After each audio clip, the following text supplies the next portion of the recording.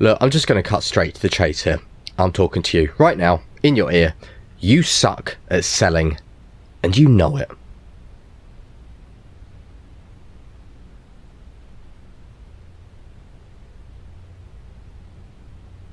I know. Hello and welcome back to another Just the Tip episode of the TSM podcast. I wasn't actually expecting that. I mean, look, here's the situation.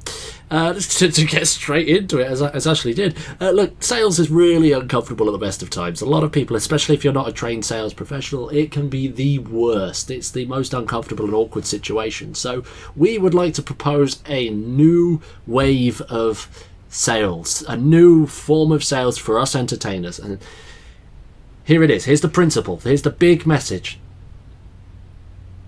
Stop pitching to clients. Easy as that. Thank you for listening to today's Just the Tip episode, and we'll see you soon. But no, we are genuinely being serious on this. Stop pitching to clients. I think the biggest problem here is that, like you've said, sales is really uncomfortable. A lot of entertainers do it wrong. They go from 0 to 100 so quick, and it makes it uncomfortable for both parties involved. You as the entertainer selling your services, but the poor other person on the end getting hit with the, well, you've got to make a decision now because this is a situation and you've got to pay a 50% deposit. I hold this for this many dates, and also I've got 5 other people waiting, blah blah blah blah blah. And it's not nice. It's horrible on both ends. I've been there, I've done it. I'm sure Ashley, you've been there and you've done it, and I'm sure pretty much everybody listening has done it. You don't have 5 other people. There is not a queue for that specific date. That's a lie, and it doesn't work. Your clients see straight through it. But here's the thing, like, if we can stop pitching to our clients, like, just imagine, if you could stop selling to your clients, how much easier would it be for you to run your entertainment business? Like, I reckon it'd be significantly easier. And here's the thing, big mistake that people make is that they do all of their sales via email. Or by a message whatsoever, in which case it's so hard to you just don't have control of the sales conversation there. You don't really have control, and you can often look really, really, really desperate by email and by messages, just because of the way people read email or the way people you can't communicate. You can't communicate via a message. You can't share your emotion. You can't share anything. It's literally just words. No, it's really, really true. And so what we'd love to do, instead of having to, just imagine, just play the game here. Imagine that you got a lead in and somebody wants to book you, and so to cut to the chase, we actually do all of our sales on a video call through either Zoom or some WhatsApp call or Messenger call, or however we find the client. Usually Zoom, because Zoom is best. We just found that most people know Zoom. But anyway, let's say, I'm presuming you're doing the same. You go through the entire process. You're on Zoom with a client. You probably panic. You'll probably panic when it comes down to your pitch. Oh my God, I've got a pitch now. Oh my God, this is really awkward. You probably clam up, get a bit sweaty, feel really uncomfortable. Or if you're anything like me when I started doing these kind of calls, that would happen for sure.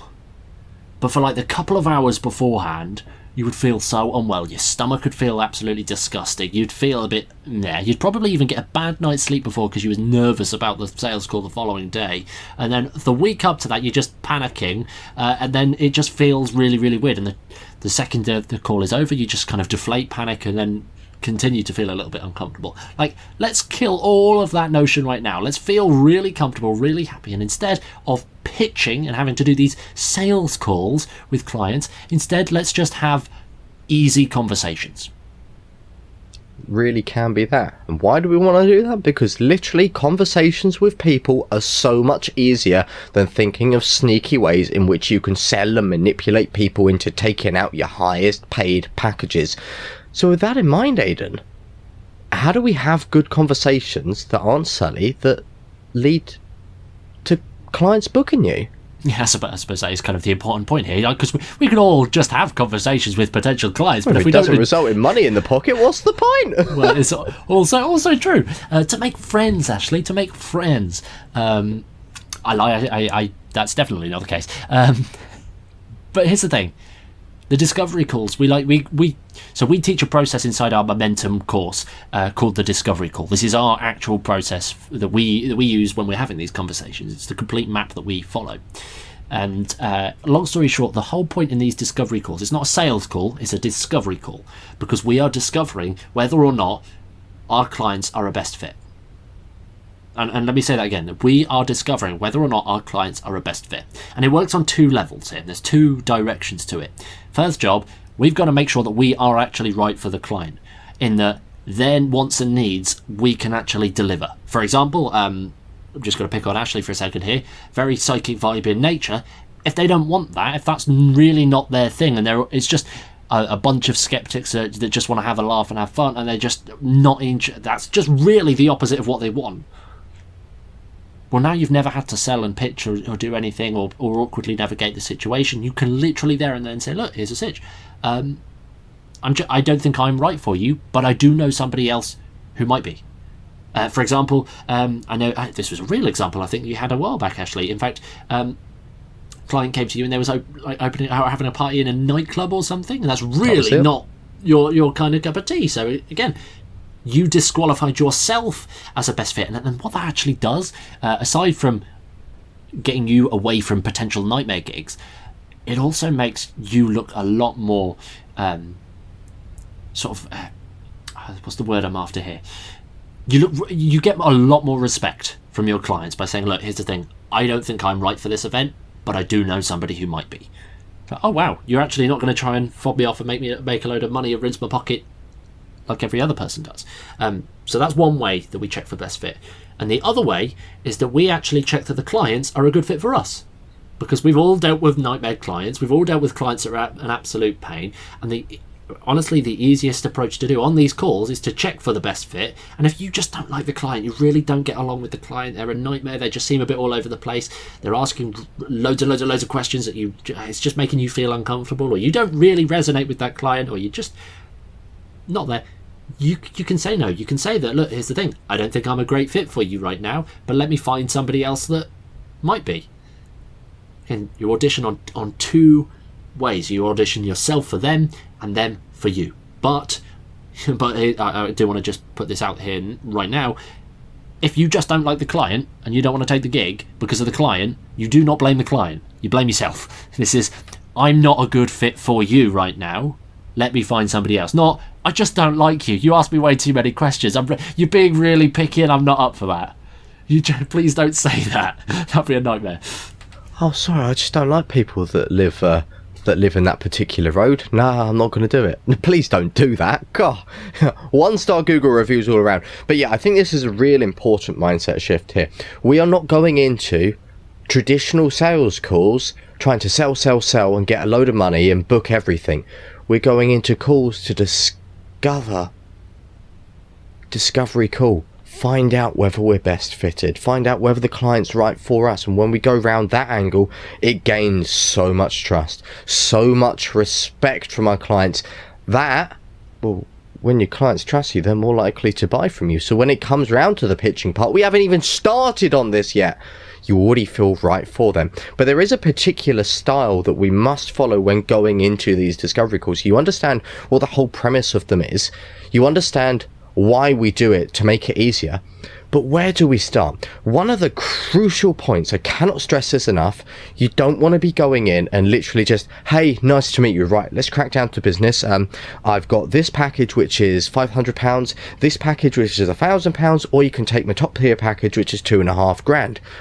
You've got to build rapport first. We're humans, and this is why we have a part of the call outlined in our process, part of the process called the greeting. The first few minutes of that call, it sounds silly saying it, but it's a real key, important part. I don't want to tell you to suck eggs, but you've got to build that rapport to them. You've got to say the pleasantries, you've got to say your hello, ask them how they're getting along, because that's what's going to build up the trust and the rapport and set that friendship going. And that's really going to help when it comes to authentic sales without the need for pushy sales.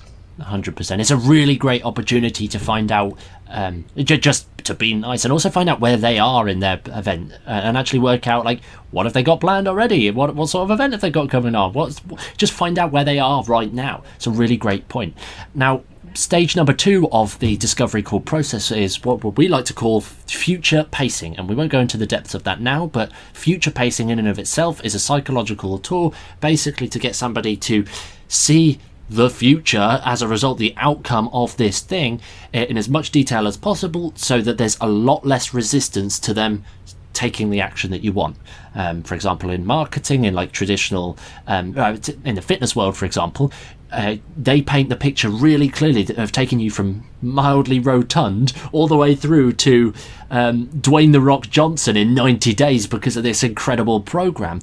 If they can make it really clear how much better your life is going to be as a result of being Dwayne "The Rock" Johnson rather than mildly rotund, it's going to make the decision so much easier. Decision being, yes, I would like to enroll on this 90-day program. Yes, here is my money. Yes, here is my credit card details. Actually making that commitment there. So again, that's the whole point of that stage. There's a few boxes that we actually, a few separate like little bits of that, but that's the whole second part. Once we've got to the greeting, we know about them and what they've got planned so far, we go through the future pacing.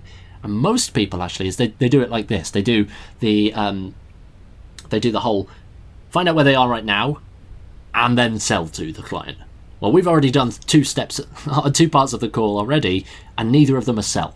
And the third and final part also isn't sell. It's called the invitation. Before we sell anything, before we go and pitch, we gently recap everything that we've said, recap all of the challenges that they might be facing with the event, and then ask them if it's all right to run through all the details on how we can help. Well, what does this do? Well, it builds massive amounts of trust. They know that you're not going to be like every other person that's just pushing onto them. It makes you seem less needy, and also gets people on the track of saying, yes, I would like to hear more. Yes, I am interested. And it sets them up to say yes later on. But it really is a crucial point. You don't want to just rush into it straight away. Yes, at the end of the day, they know they're on a call to find out. They want to find out how much you charge. They want to find out what you do. But this part, called the invitation, is what builds trust and builds really good rapport with your client and yourself. 100%. So they're the 3 stages: the greeting, future pacing, and the invitation of our discovery call process. If you want to find out more about the discovery call process and actually learn the complete frameworks that we actually use on these calls, as well as the before, the during, the after, everything around that, we actually teach this inside a module of our Momentum program. We'd love to actually see you inside. Head over to thesuccessfulmentalist.com/momentum. That's thesuccessfulmentalist.com/momentum to find out more, and we'd love to see you inside. But the long story short, stop pitching to clients and instead start checking for best fit. You'll find it so much easier when you do.